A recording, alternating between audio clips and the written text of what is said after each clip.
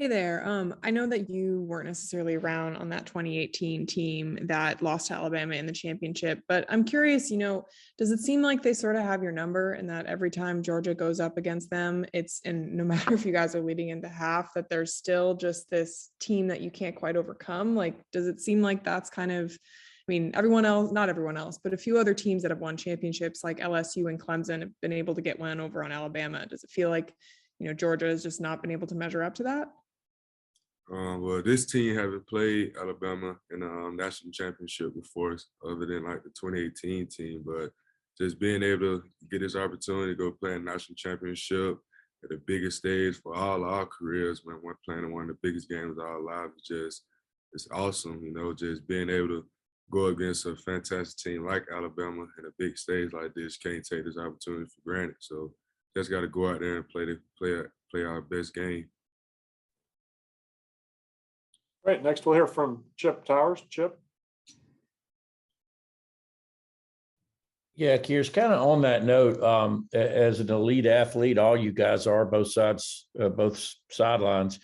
How do you handle that, moments like this? I mean, bright lights, cameras flying around, cameras in your face everywhere you turn around, and focus on playing as well as you can. Do you get anxious? Is there a routine that you have that helps you deal with all the expectations and pressure? Yeah, you got to trust your technique and just tunnel vision throughout the whole way. We made it this far. There's been all type of cameras and things on the sideline for every game, but this game just you playing for something that's bigger, and that's national championship. But just can't let that lose our focus, and just keep our tunnel vision the whole way through what got us here. Next will be Lance McCurley. Lance.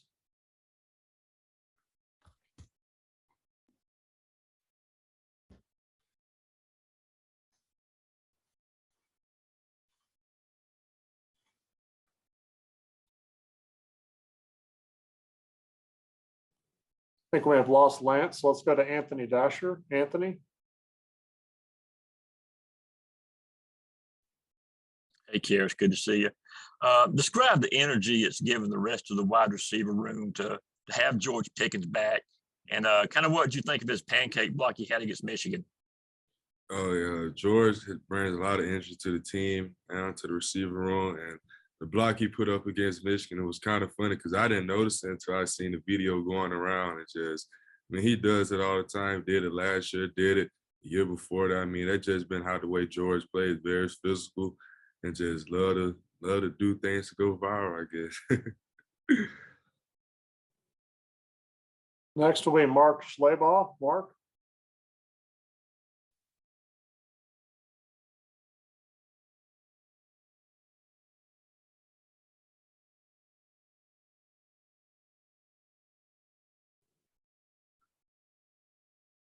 Mark, you there? Kearis, can you hear me? I hear you. That's all right. Being a kid from Georgia, guy from Georgia, what would it mean to be part of the team that ended the 41-year drought for you personally? It means a lot to me, especially growing up in South Georgia, Fort Valley, Georgia. It's a lot of Bulldog fans down that way. And just ever since I've been going to school here, when I committed here, the whole community just been showing love, even in Athens as well, just being able to know that all they want, before everyone, all they say is all they want is Georgia championship. So with me knowing that and what my team is knowing it as well, like not only we fight for each other, but we fight for the ones in our community as well, because shoot, they're Georgia fans just like how we are, and just in order for them to get a championship, we got to go out there and do our job so we get one as well. So it's going to be major for us to go win one. Okay, let's try Lance McCurley again. Lance.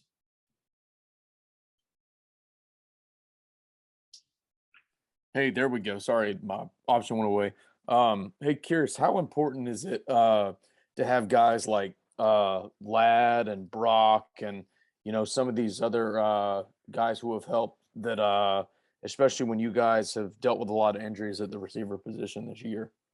Those guys have been able to step up tremendously. Like you said, we had guys down early in the season. Those guys stepped up, next player up mentality, and just they was prepared for the moments. We practice hard every day, every game, every practice is like a game. So they prepare mentally and physically as well as the things that we do. Coach Smart put us through in practice. I mean, we be well prepared for the game.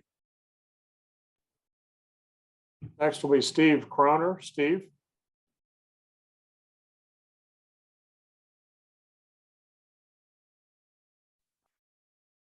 Kearis was wondering, at what point in the season did you realize, maybe even before the season, that Brock Bowers would have as big an impact on your offense as he has? And is there one specific play, either in practice or in the game, that really stands out to you about his play this season?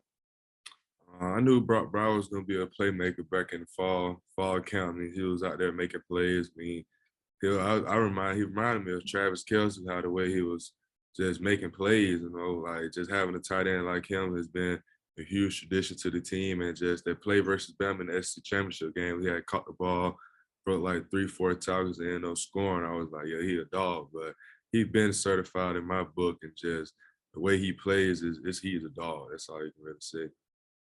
Fair enough. Thank you. Next will be Dennis Dodd. Dennis?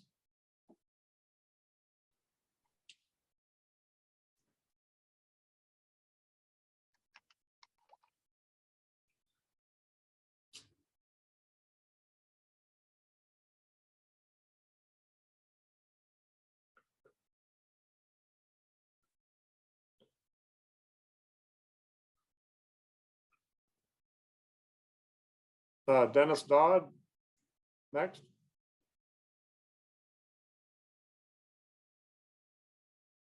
There you go. You need to unmute me. Oh, you left again. Can you hear me? Hello? Yeah, Dennis, we can hear you. Okay, yeah, you didn't unmute me. Yeah, Kearis, real quick, could you describe briefly the walk-on culture at Georgia? Do they dress in a different place, stuff like that before practice? And what kind of confidence does it take from a guy like Stetson Bennett you weren't there, but to step on campus and believe, I can be the starting quarterback at Georgia? I don't know where you get the dressing part from, because we all a team here. We all dress in the same locker room. We all treat each other the same. I mean, one has a scholarship, one doesn't have one, but we don't look at that as any makes anyone bigger or not.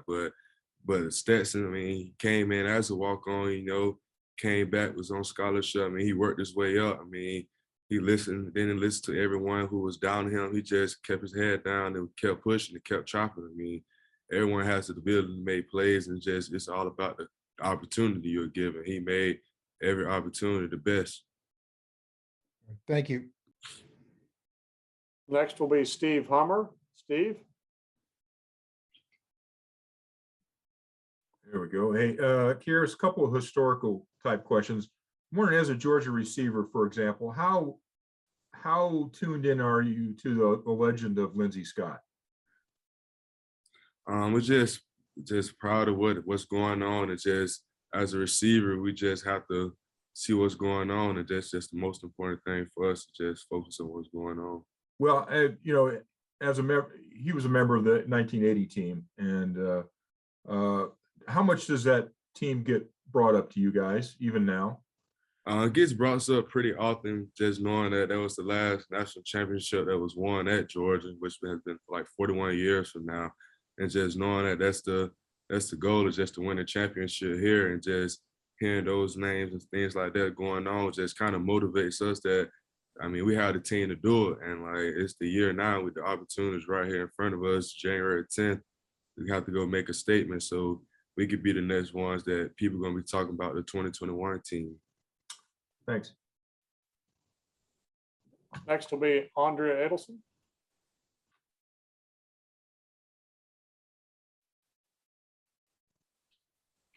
Hello, can you hear me? I can hear you. Hi, Kearis. Thank you for doing this. I think you were an early enrollee in 2018. So I'm not sure if you were there while the team was practicing for the national championship game. But if you were, what do you remember about that time? And then what do you remember about watching the game and maybe some of the disappointment in the result?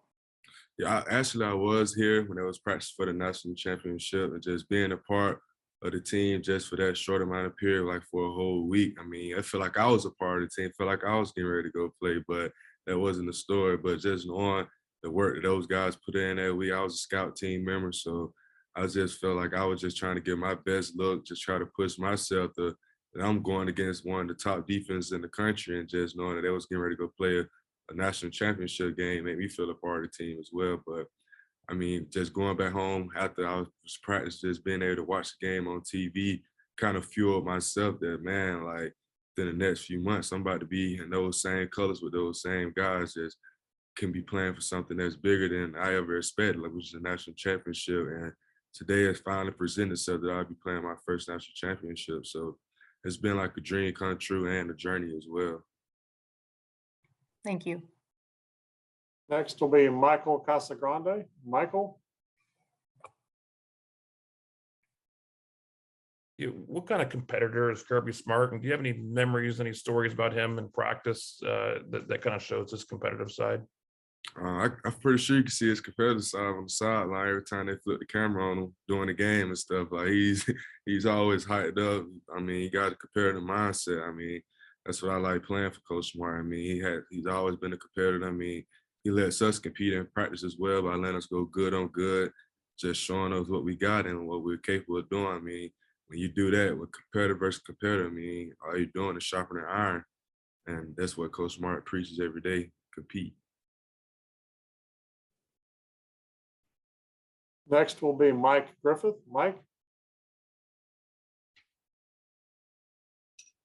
Hey, Kearis, talk a little bit about your journey. I mean, I guess we've seen you go through just about everything too, you know, tailback reps, hamstring, wrist injury, go-to guy, 9 catches, 147 yards, return guy, and now a blocking receiver playing a smaller role maybe with the ball in your hands.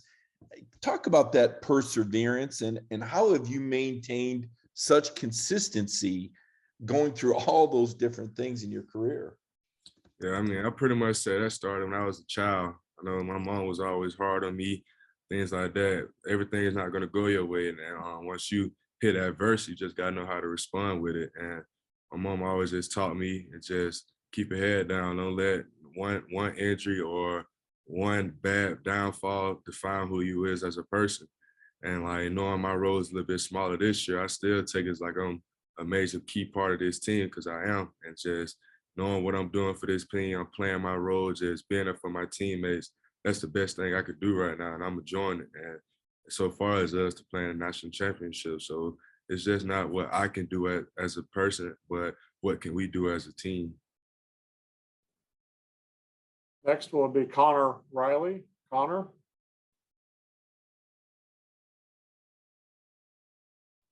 Yeah, hey, Kearis. Earlier on, you mentioned, practice being tougher than games. When did you sort of first realize that was the case at Georgia, and how do you make that adjustment to where you're practicing harder than you are playing in games? Shoot, my first spring here, honestly. I mean, we had like 18 some peers. I was like, I'm not used to this, but at the same time, I'm not gonna say I wasn't used to it. I was used to the volume of running we was doing. I mean, growing up at Peach County, going to Peach County High School, I mean, all our practice was physical. We could be playing on a Friday and be still tackling on Thursday. So I'm pretty much built for like the physical part, but just all the volume of like all the running and things like that, I had to, get in shape, get adjusted to like the way that Georgia practiced. And I mean, I just wasn't too far behind when I got here and things like that as far as terms of being physical. But I did have to like learn how to push myself a little bit harder, be able to sustain reps, sustain practice time, because everything gets a little bit longer and once you get in college and things like that. So it's just been like pretty much an adjusting way that I was prepared before I got to college as well. Next will be Jake Rowe. Jake? Kearis, can you take me back to the SEC championship game and your emotions once that game was over? How did you feel? I was hurt, I was hurt. I mean, see, the SEC championship game is always around my birthday. And like for the past 3-4 years since I've been at Georgia, like that's all I wanted for my birthday was SEC championship win. And like, obviously I haven't won anything yet, but It's always just a tough moment. I mean, of course, I want to win it for myself, but I want to win it for my teammates as well. So just being able to lose those championship games really was hurtful. But now I'm just grateful and blessed that you see the thing behind me, 2020 National Championship. I'm able to play in something that's bigger than the SEC Championship. All right. Thank you very much for your time today. We really appreciate it. Look forward to seeing you in Indianapolis. Okay, thank you.